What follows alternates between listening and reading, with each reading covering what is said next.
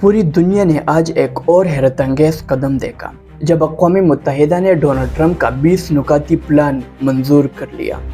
पाकिस्तान ने, अरब ममालिक ने और कई दीगर मुस्लिम मुल्कों ने हाथ उठाकर इस प्लान की हिमायत कर दी। लेकिन सवाल यह है कि क्या यह प्लान वाकई इंसाफ लाता है या फ़लस्तीनियों पर एक और जुल्म मुसल्लत किया जा रहा है। सबसे पहला मसला है फ़लस्तीनी रियासत का कोई वाज़ेह ज़िक्र नहीं है।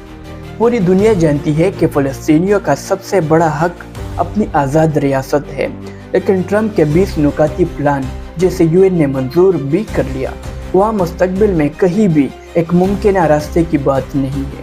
यानी कोई गारंटी, कोई टाइमलाइन, कोई वादा नहीं। वह इसराइल ने पूरे फ़लस्तीन को तबाह भी कर दिया, नस्ल कुशी भी कर दी, लेकिन इंसाफ का सबसे बुनियादी कदम आज़ाद रियासत आज भी एक ख्वाब है।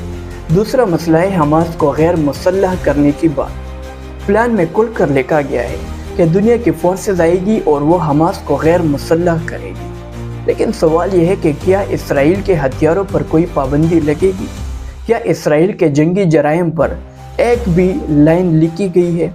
जो मुल्क खुलेआम बच्चों को कत्ल कर रहा है, अस्पतालों पर हमले कर रहा है, उसको हाथ तक नहीं लगाया गया, बल्कि गैर मुल्की फोर्सेस इसराइल के साथ मिलकर हमास को टारगेट करेगी। तो ये कैसा इंसाफ हुआ? तीसरा मसला, इसराइल पर कोई सज़ा नहीं। दुनिया के सामने इसराइल की नस्लकुशी के सबूतों के पहाड़ खड़े हुए। अक़वाम मुत्तहिदा की रिपोर्टें, आलमी अदालतों के बयानात, इंसानी हुकूक की तंजीमें की चीखें, लेकिन इस बात में, इस प्लान में इसराइल के जुल्म, उसके कत्लेआम और उसकी दहशतगर्दी का नाम तक नहीं लिया गया। ना इसराइल को जवाबदेह ठहराया गया, ना पाबंदी, ना सज़ा, कुछ भी नहीं। पूरी सफारती ताकत सिर्फ फ़लस्तीनियों को काबू करने पर लगाई गई। चौथा और सबसे शर्मनाक पहलू, मुस्लिम ममालिक की खामोशी। ये बात अच्छी तरह समझ में आती है कि अमेरिका तो अपना मफाद देखता है और अक़वाम मुत्तहिदा बड़ी ताकतों के दबाव में चलती है, लेकिन दिल दुखता है अपने ही मुस्लिम ममालिक पर।